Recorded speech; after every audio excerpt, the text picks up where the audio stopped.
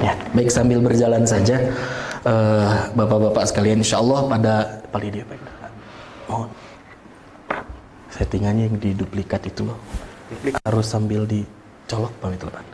Ya, baik jamaah sekalian, insya Allah pada subuh kali ini kita akan lanjutkan kembali materi kajian fikih kita terkait manhiyatu, tempat-tempat yang terlarang, anis sholah, untuk melaksanakan sholat.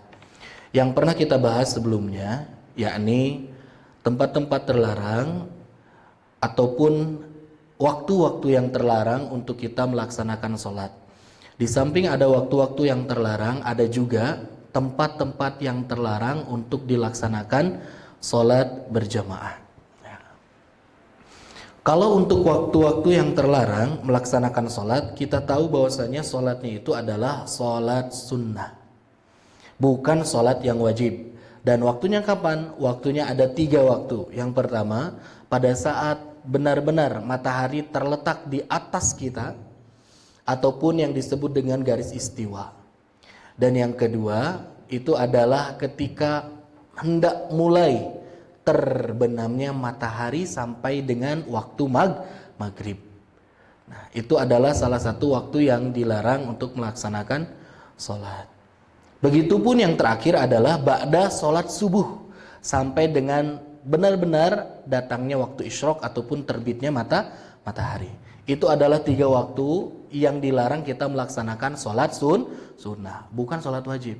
Kalau sholat wajib, kalau misalkan kita belum melaksanakannya, maka kita diwajibkan untuk melaksanakan sholat pada waktu kapanpun ketika kita sempat ataupun ketika kita ingat. Walaupun misalkan kita sholat subuh, selepas waktu sholat subuh misalkan jam 3:30, kita sholat jam 5, kita sholat jam 5:30, ketika kita ingat, ketika kita baru bangun, maka itu wajib dilaksanakan sholat, maka tidak terikat pada waktu larangan sholat itu.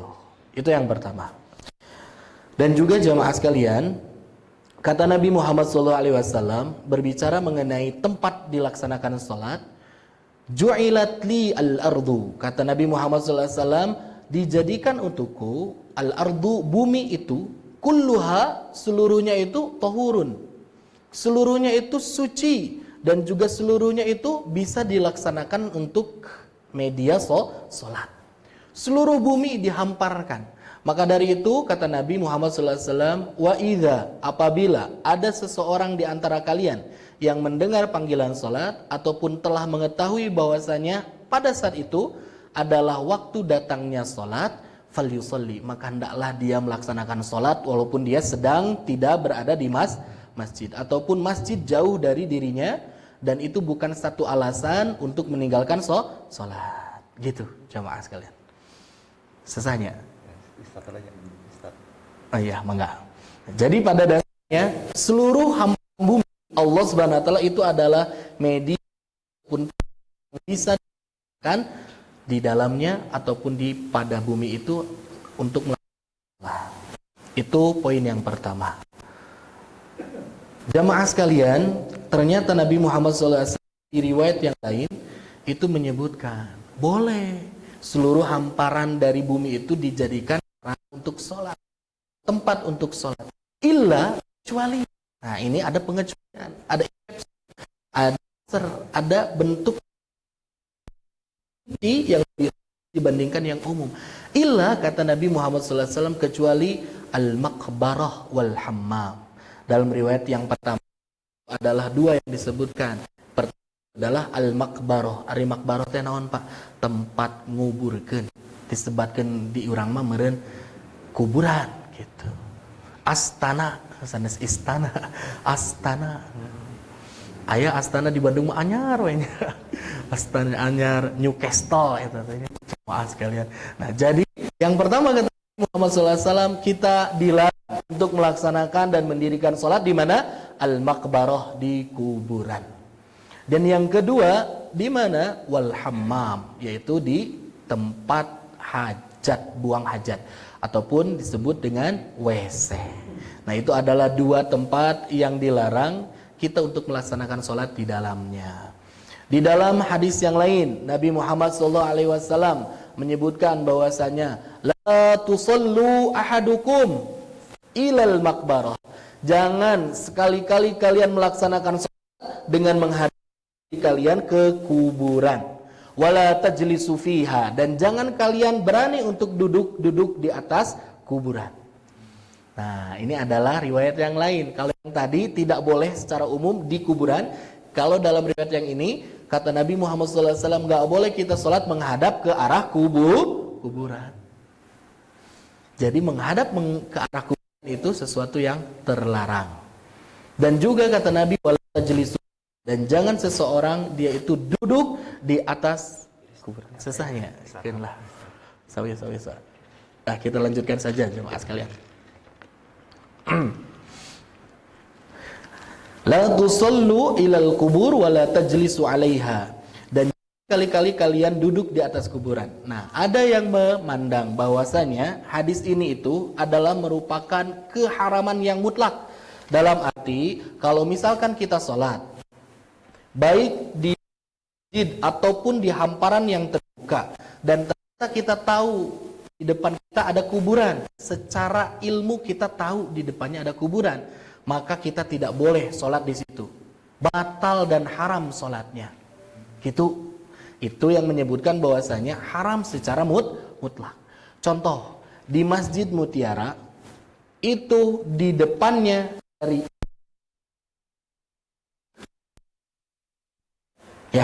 dan orang-orang tahu, bahkan orang yang sholat itu tahu di depannya kuburan. Nah, itu adalah sesuatu hal yang diharamkan secara mutlak.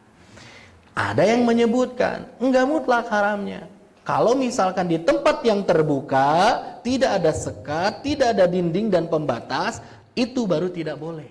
Tapi kalau misalkan ada pembatas, ada dinding, dan kita tidak langsung menghadap ke kuburan karena terhalang oleh sesuatu, maka itu sholatnya diperbolehkan. Jadi masuknya ke dalam makruh, Pak. Sholatnya sah tapi makruh. Dan yang kedua, jangan duduk di atasnya, itu pun merupakan sesuatu hal yang haram kalau tidak ada hajat dan kebutuhan. Itu yang pertama.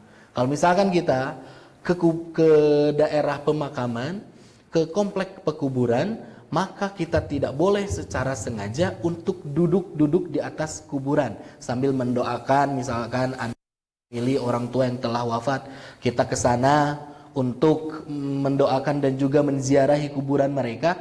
Nah, sambil kita doa sambil duduk di atas pekuburan orang lain. Nah, itu tidak boleh. Tapi sesuatu pengharaman ini menjadi boleh kalau ada hajat yang mendesak. Apa itu? Ketika kita menguburkan mayit seseorang. Otomatis mau tidak mau kuburan yang berada di sebelah kanan dan kiri itu pasti bukan hanya terduduki, kalengkahan, katincak-tincak. Nah, penggali kubur kumaha bade ngorehkeun, bade ngambil, mencangkul dan juga memasukkan nanti si tanah-tanah itu kembali ke dalam kuburan yang terbuka. Kalau tidak dia menginjak-injak kuburan yang ada di samping kanan dan kiri, maka ini ada hajatnya. Tapi tentunya kalau bisa dihindari, maka itu lebih baik dan lebih bagus. Nah, itu adalah dari hadis yang kedua. Banyak sekali sebetulnya hadis-hadis mengenai meriwayatan Nabi Muhammad SAW melarang seseorang untuk melaksanakan sholat di kuburan. Selanjutnya, ada seorang istri dari Nabi Muhammad SAW bernama Ummu Salamah. Beliau itu langsung curhat kepada Nabi mengenai apa yang pernah dilihatnya di negeri Habasyah, di Ethiopia pada zaman dulu. Kata Ummu Salamah bilang kepada Nabi Muhammad SAW, "Wahai Nabi Allah, aku pernah berkunjung ke daerah Habasyah dan aku dapati ada satu bangunan, ada satu gedung yang ternyata diberikan hiasan dengan ornamen-ornamen tasawwaru. Mereka itu melukis-lukis gedung tersebut dan diketahui bahwasanya di dalamnya itu adalah tempat kuburan." Ya, gitu jemaah sekalian. Dan disebut bahkan gedung itu, tempat itu dengan sebutan Maria, tempat kuburan Maria. Bagaimana engkau menyikapi terhadap hal tersebut? Kata Nabi Muhammad SAW, sesungguhnya akan datang setelahku nanti orang-orang yang akan mengikuti tradisi orang-orang Nasrani dan juga Yahudi. di mana mereka menjadikan kuburan dari anbiya'uhum, dari nabi-nabi mereka, wasolihihim, dan juga orang-orang soleh di antara mereka, dijadikan masjid untuk mereka beribadah. Kuburan mereka sengaja dibangun jadi masjid, dan itulah yang akan nanti terjadi setelah orang-orang yang datang setelah wafatnya Nabi Muhammad SAW. Dan ini sudah diprediksi oleh Nabi Muhammad SAW, jamaah sekalian. Dan selanjutnya ini yang lebih tegas lagi. Nabi Muhammad SAW berikan laknat. Udah nggak apa-apa, apa-apa. Nabi Muhammad SAW melaknat kepada orang-orang Yahudi dan juga orang-orang Nasrani. Karena apa? Ittakhadhu qubur anbiya'ihim masjidan. Mereka telah menjadikan kubur-kubur para nabi-nabi mereka itu sebagai masjid. Gitu jamaah sekalian. Dan di dalam hadis yang lain, Nabi Muhammad SAW mengingatkan kepada kita, ala wa inna man kana qablakum kanu yattakhiduna qubur anbiya'ihim wa salihihim masajid. Ingatlah bahwa orang-orang sebelum kalian, sebelum kita itu, mereka itu telah menjadikan kubur-kubur dari nabi-nabi dan orang-orang salih, orang-orang yang dianggap wali, itu dijadikan penguburan mereka sebagai masjid. Fala tattakhidul qubura masajida inni anhaakum an dzalik. Ingatlah bahwasanya aku benar-benar melarang terhadap kalian untuk menjadikan hal itu terjadi di kalangan kalian, dan juga dijadikannya kuburan itu menjadi masjid. Nah, jadi nanti bahasan kita itu ada dua topik jamaah sekalian. Yang pertama, bagaimana status hukum sholatnya kita kalau misalkan kita sholat di kuburan. Dan yang kedua, bagaimana statusnya kalau misalkan ada masjid, terdapat di dalam masjid itu kuburan, ataupun kubur orang-orang soleh, atau kuburnya orang yang muwakif, yang mewakafkan tanah itu misalkan, kan gitunya. Gimana tuh hukum status sholatnya? Apakah sah atau tidak? Menjadi sesuatu yang sah tapi makruh, atau menjadi makruh yang tanzih, atau benar-benar haram? Nah, itu yang akan kita bahas dalam perspektif fikih. Adapun dalam kacamata akidah, ini jelas-jelas jamaah sekalian. Kalau misalkan ada seseorang yang dia mengibadahi seseorang yang mati dengan benar-benar niat kadinya teh kakuburan eta teh aya masjid, misalkan ada tempat untuk dilaksanakan sholat, ataupun tidak ada masjidnya, dia sholat, dia ibadah teh langsung menyembah ke kuburan, maka itu benar-benar masuk ke dalam syirik besar. Karena dia mengibadahi kuburan seseorang, walaupun seorang itu adalah seorang yang dikategorikan sebagai orang yang soleh. Ataupun ada juga orang yang sengaja, karena ada makam yang dianggap keramat, ya jamaah sekalian, ada makam seorang wali atau seorang syekh atau seorang yang salih. Karena ada makam itu, langsung dia berinisiatif untuk mendirikan bangunan masjid. Dengan harapan apa? Angke banyak orang yang ziarah ka dieu. Tos ziarah ka dieu teh naon? Ya, hitungan dia itu adalah hitungan mengenai memberikan tempat, ruang yang tidak benar-benar menjelaskan bahwasanya seseorang itu nggak boleh dia sholat atau meminta, ataupun ada dorongan hasrat dalam dirinya bahwasanya dia itu akan mendapatkan lebih keberkahan ketika sholat didinya dibandingkan di masjid. Gitu. Ini yang menjadi sebuah pandangan dari akidah yang harus diluruskan. Jangan sampai ada bayangan dan anggapan sholat di kuburan itu lebih utama dibandingkan sholat di dalam masjid. Atau ada orang yang sengaja membuat masjid di kuburan. Nah, itu pun tidak boleh. Tidak boleh kita memandang bahwasanya itu adalah suatu hal yang dibenarkan, karena ini menyangkut dengan akidah. Kalau ada orang dia meminta kepada yang telah mati, maka ini adalah hukumnya mendekati kepada syirik, bisa jadi masuk benar-benar ke dalam syirik. Ya, betul, orang yang melaksanakannya itu disebut musyrik. Perbuatannya adalah syirik. Dan selanjutnya jamaah sekalian, sebagai upaya dari sikap kehati-hatian kita agar kita tidak sama seperti orang-orang Yahudi dan Nasrani yang mereka bersifat gulu, ari gulu teh naon, berlebih-lebihan, memposisikan ulama mereka, rohib-rohib, ruhban-ruhban mereka, pastor dan pendeta mereka itu melebihi posisi yang seharusnya. Sampai dimintai, sampai diharapkan bantuannya, bahkan datang sengaja menziarahi itu meminta pertolongan dan bantuan kepada orang yang telah meninggal. Nah, maka ini adalah sesuatu hal yang sangat dilarang dalam syariat kita. Tibalik, kudu nama kita yang menziarahi ke kubur itu, kita mendoakan mereka. Bukan kebalikannya, kita meminta sesuatu dari mereka yang telah wafat. Makanya jelas, kalau misalkan kita lewat ke kuburan, ada doanya. Doanya apa jemaah sekalian? Assalamualaikum ya ahlal kubur, ataupun ya ahlad diyar. Ada beberapa riwayat. Minal mu'minina wal mu'minat, ada minal muslimina wal mu'minat. Wa inna insyaallah bikum lahikun. Ini adalah sebuah pernyataan yang pertama. Para penghuni kubur, kata kita teh. Assalamualaikum, mudah-mudahan kesejahteraan itu senantiasa bersama kalian seluruhnya. Dan kita menyebutkan wa inna insyaallah bikum lahikun. Insyaallah, dengan yakin kami pun nanti akan menyusul kalian yang ada di dalam kubur. Wa nas'alullahu lana wa lakumul afiyah. Dan kami memohon kepada Allah untuk kami dan untuk engkau al-afiyah, keselamatan untuk kehidupan baik di dunia ataupun di akhirat. Maka kita yang mendoakan kepada mereka ahli kubur, bukan sebaliknya. Ya, ayan hoyong diwujudkan, ada sesuatu yang ingin dicapai, sesuatu yang diraih, datang ke kuburan, nyuhunkeun ke kuburan gitu ya. Ketika mau apa segala macam izin ke kuburan. Nah, ini sesuatu hal yang kontradiktif ya dalam perspektif kita memandang mengenai hal tersebut. Terus kumaha atuh salawat kita? Kan Nabi telah wafat. Kita mengharap meminta syafaat dari Nabi Muhammad SAW. Ini adalah suatu hal yang dikecualikan. Salawat terhadap Nabi, meminta kepada Nabi dalam salawat-salawat kita dengan harapan nanti kita mendapatkan syafaat dari Nabi, itu adalah sesuatu yang tidak terbatas baik Nabi masih hidup ataupun telah wafat. Karena Nabi sudah dijaminkan oleh Allah Subhanahu wa taala nanti memiliki otoritas sebuah proposal untuk disampaikan kepada Allah untuk meminta syafaat bagi umat-umatnya. Nah, seperti itu jemaah sekalian. Walaupun nanti ini adalah sesuatu hal yang diperselisihkan.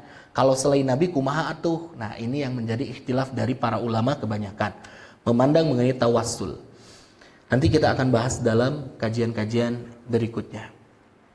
Kita kembali kepada menyoroti status sholat di masjid yang ada kuburannya. Kumaha atuh pamik itu.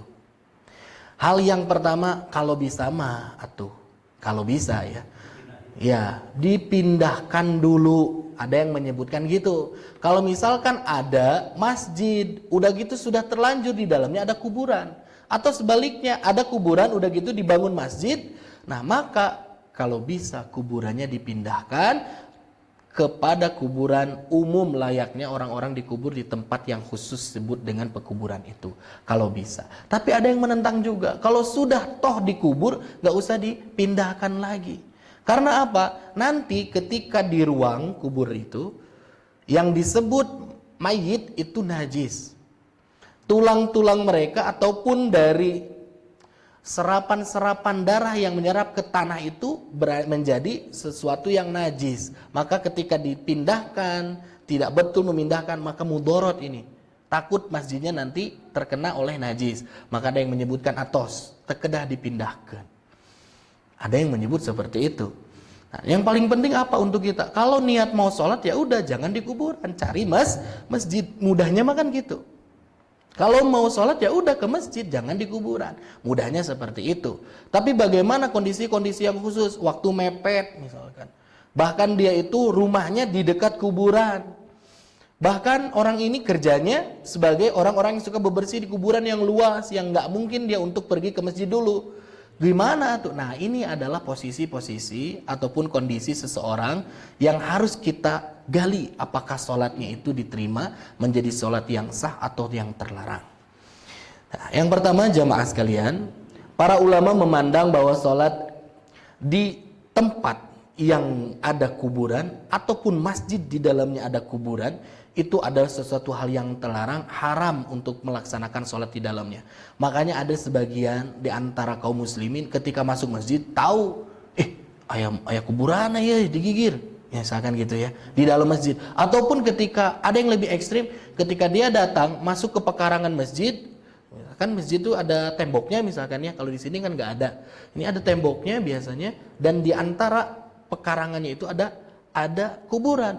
Nah, ada orang yang menstatusinya kuburan itu di area masjid, disebut masjid keneh.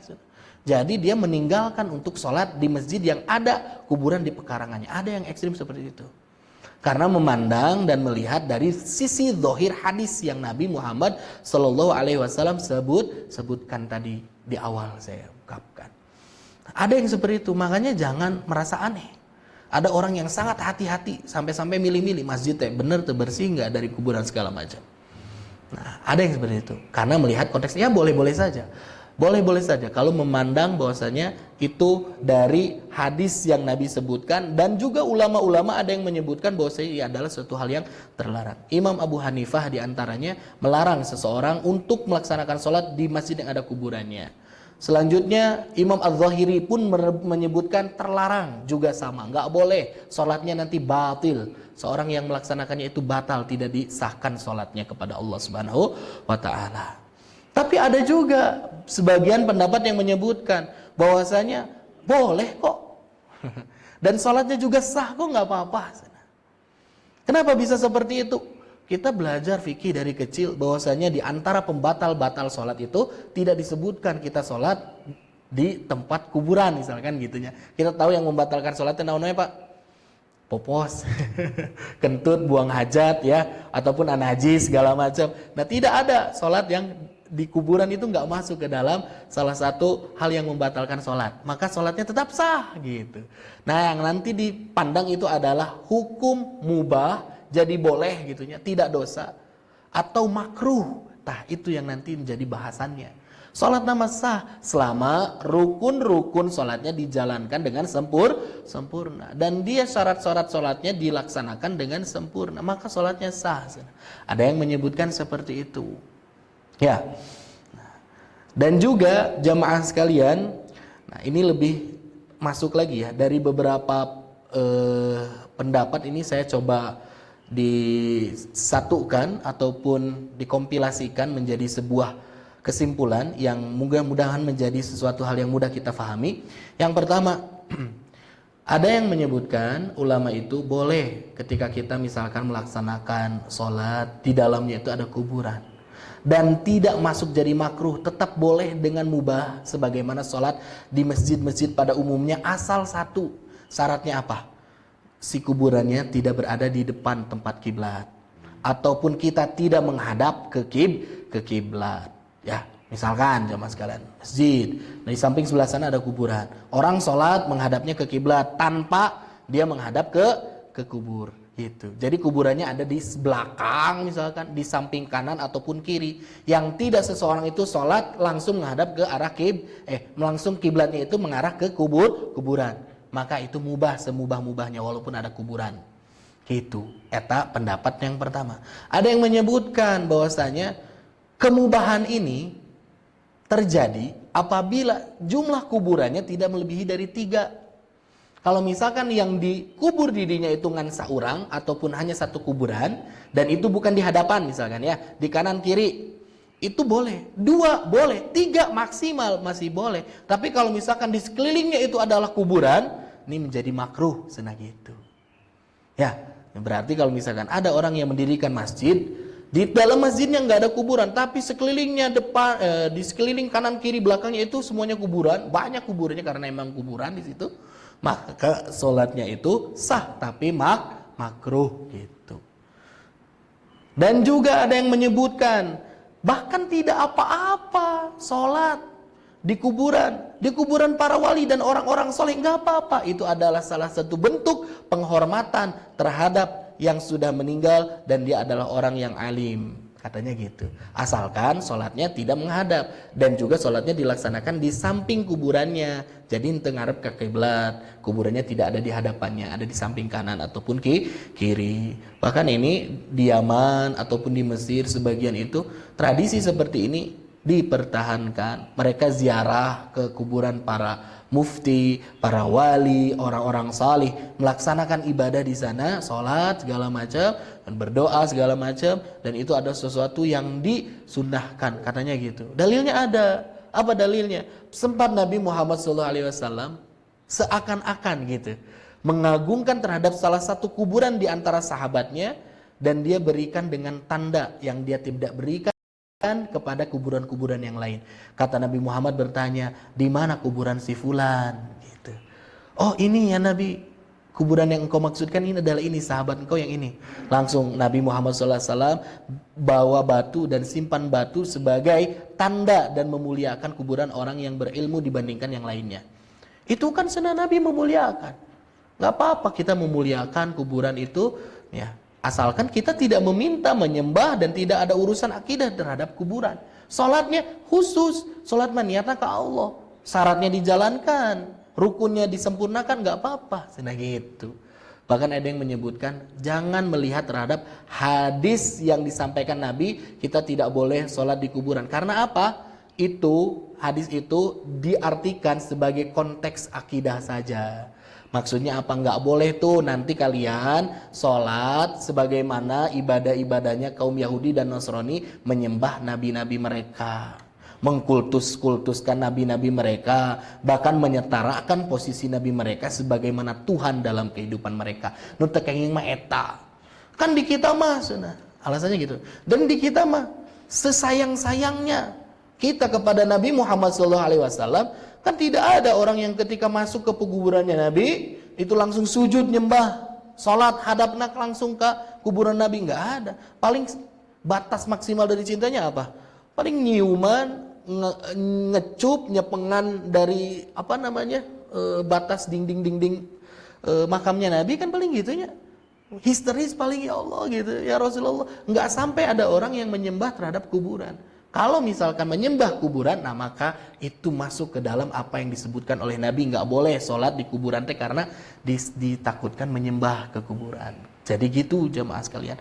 Ada yang menyebutkan boleh, sah saja. Tapi ada yang juga yang menyebutkan kita tidak boleh, kata ulama ini, kita tidak boleh menutup diri dari hadis-hadis yang banyak mengenai larangan seseorang melaksanakan sholat di kuburan. Dengan apa? Dengan niat yang pertama jelas nggak boleh menyembah. Ataupun yang kedua apa? Tidak boleh benar-benar kita menyengaja sholat di atas kuburan. Nah, sholat di atas kuburan Pak, bukan menghadap deui, bukan di dalam pekuburan lagi, tapi sengaja dia sholat di atas kuburan. Dan terang aya kuburan. Gitu. Mungkin seperti kebiasaan orang-orang di Arab yang mereka itu menguburkan makam itu tidak diluhurkan Pak taneuhna. Kan di kita mah kan digundukeun taneuh teh, ya, jadi timbul ke atas gitu ya. Nah kalau di sana tuh rata, cuma dikasih batu atau dikasih tanda aja kan gitu. Jadi dia sholat di atas tanah yang di bawahnya itu kuburan. Nah itu nggak boleh kayak gitu. Nah itu nggak boleh. Jadi banyak sekali, dan ini sesuatu hal yang pelik dan silang pendapat para ulama mengenai ini. 4 mazhab pun berbeda-beda pendapat mengenai hal ini. Imam Asy-Syafi'i yang menyebutkan ya diperbolehkan karena ini adalah masuknya ke dalam makruh nanti. Kalau misalkan memang tidak bisa atau misalkan memang sholat, tetap sholatnya itu dianggap sebagai sholat yang sah, tidak batal ataupun tidak haram. Itu adalah beberapa pandangan. Ya, kita pun tidak boleh menyalahkan pandangan dan juga perbedaan ini dan menganggap bahwasanya apa yang kita sebutkan itu paling betul karena mereka pun memiliki dalil seperti itu jamaah sekalian. Ya, ini intinya masalah khilaf. Nah, sebuah kesimpulan di akhir. Pertama jamaah sekalian, kalaulah misalkan kita ya tahu ada satu tempat yang dikultuskan menjadi sebuah hal yang dikeramatkan dan kita ibadah di situ dan kita banyak orang-orang yang berdoa di situ segala macam ya. Nah, maka ini adalah sesuatu hal yang memang ditakutkan. Takutnya gulu terlalu berlebih-lebihan, mengkultuskan terhadap orang-orang yang telah wafat. Cukup didoakan saja. Enggak usah kita sengaja sengaja kadinya teh ibadah saminggueun misalkan ngahatamkeun Quran di dinya di naon namina di kuburan segala macam, enggak usah seperti itu. Karena lebih mulia masjid posisinya dibandingkan kuburan. Itu yang pertama. Dan yang kedua, kalaupun ada orang yang melaksanakan sholat di tempat itu, silahkan. Asal, ya itu dia, kita bisa memastikan mudah-mudahan orang itu tidak mengibadahi kuburannya, tapi dia tetap ibadah sama Allah Subhanahu wa taala walaupun tempatnya di sekitar kuburan gitu. Itu ya. Jadi untuk kita kita preventif, kita berhati-hati agar kita tidak masuk terhadap apa yang dilarang oleh Nabi Muhammad SAW. Karena masalahnya bahaya sekali ini.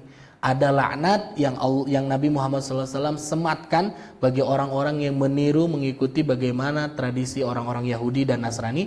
Mereka membuat patung-patung, mereka membuat ornamen-ornamen dan juga lukisan-lukisan dibuat di dalam kuburan para wali mereka. Bukankah kita tahu awal mula adanya kesyirikan, awal mula adanya penyembahan terhadap berhala itu diawali dari apa? Dari rasa rindunya para murid-murid terhadap orang-orang yang solih telah wafat.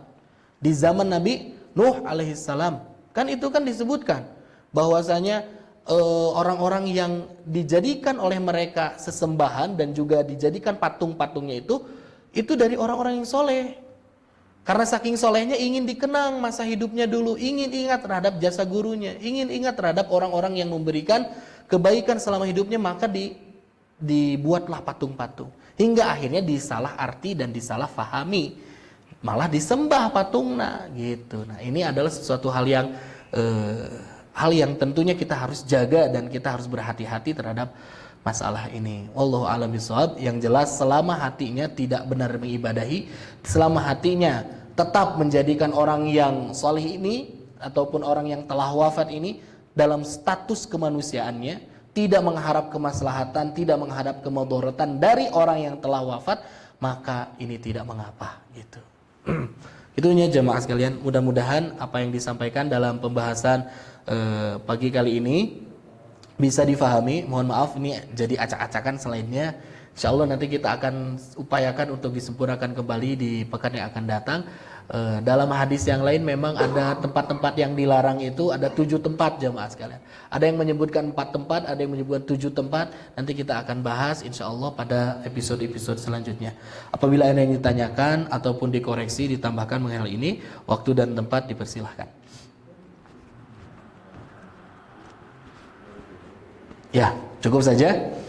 Ya, kemudian terus begadang banyak. Aduh, lulungu. Ya, mohon mangga Pak Agung. Memang prakteknya itu ke kuburan itu juga memang sudah membumi ya. Karena kan kita lihat di berita itu ada gimana ya? Ya. Contohnya adalah guru yang ngajak murid-muridnya ke kuburan. Ya. Sebelum ujian akhir. Istighosa gitu ya. Iya, kuburan itu apa ya? Berdoanya ke yang meninggal gitu, bukan. Iya, betul-betul. Ya, jadi memang ini sebuah fenomena yang kita lihat di Indonesia. Begitupun jemaah sekalian di negara-negara yang lain pun ada sebetulnya praktik-praktik yang seperti ini. Nah, maka kembali lagi Pak, sebetulnya pada pemahaman bertawasul nanti. Meminta melalui perantara, ada sesuatu hal yang memang dibolehkan, ada yang terlarang. Dan hal-hal yang praktik seperti ini, kalau memang orang itu dia berdoa, mendoakan si mayit, maka itu sesuatu hal yang dianjurkan, bahkan disunnahkan. Kita mendoakan orang yang telah wafat. Tapi sebaliknya, kita minta sesuatu, kita berdoa dan meminta sesuatu dari orang yang telah wafat, yang dianggap memiliki kemampuan, yang dianggap memiliki karomah. Nah ini adalah sesuatu yang ikhtilaf. Pembahasannya panjang, cuman kalau untuk kita kalau bisa dijauhi hal yang semacam itu, gitu, ya. Dan juga untuk praktik-praktiknya ada yang secara garis besar seperti ini. Ada yang menganggap bahwasanya itu adalah salah satu cara mereka untuk mengambil berkah dengan cara menziarahi kuburan orang-orang yang salih. Nah, ketika mendoakan orang yang solih, secara tidak langsung itu akan memberikan impact kebaikan kepada diri mereka, memberikan keberkahan terhadap hidup mereka. Jadi anggapannya seperti itu. Mungkin doanya mendoakan orang yang wafat, mendoakan syekh mereka, mendoakan ulama, tidak meminta. Tapi ketika mendoakan mereka yakin dan juga mereka merasa sadar, itulah yang akan membuat mereka hidupnya menjadi mudah. Karena ada keberkahan ketika kita menziarahi kuburan para wali ini gitu. Kalau saya pribadi berpendapat nggak apa-apa kuburan para ulama, para wali itu dijaga, ya, dalam arti dikelola, dirawat dengan baik gitu, agar kita mengingat sejarah dan agar kita bisa datang ke sana teh selain mengingat sejarah kita pun tazkiratul maut gitu. Asalkan kita tidak meminta kepada kuburan itu. Nah, cuman sayangnya ini kebanyakan orang-orang awam tuh malah nyuhun kena ke kuburan. Dan itu, nah, dan para ustadz-ustadznya pun tidak abu-abu dalam masalah ini gitu. Di antara mana hal yang diperbolehkan, batasan yang tidak diperbolehkan yang mana. Nah, ini adalah suatu hal yang memang menjadi PR kita bersama untuk mencerdaskan umat agar tidak masuk ke dalam ritual kesyirikan. Itu jamaah sekalian. Ya, kan di kita mah banyaknya ziarah wali songo segala macam. Boleh ziarah untuk mengambil ibroh kebaikan, ingat sejarah, mau tahu silsilah segala macam boleh, asal tidak meminta kepada kuburannya, tapi mendoakan. Wallahu a'lam bishawab. Seperti itu. Ada yang ingin tambahkan lagi? Cukup Pak? Ya, kita tutup saja kajian kita dengan bacaan hamdalah dan doa kifaratul majlis bersama-sama. Alhamdulillahirabbil alamin, subhanakallahumma bihamdika asyhadu an la ilaha illa anta astaghfiruka wa atubu ilaik. Wal afu minkum. Wassalamualaikum warahmatullahi wabarakatuh.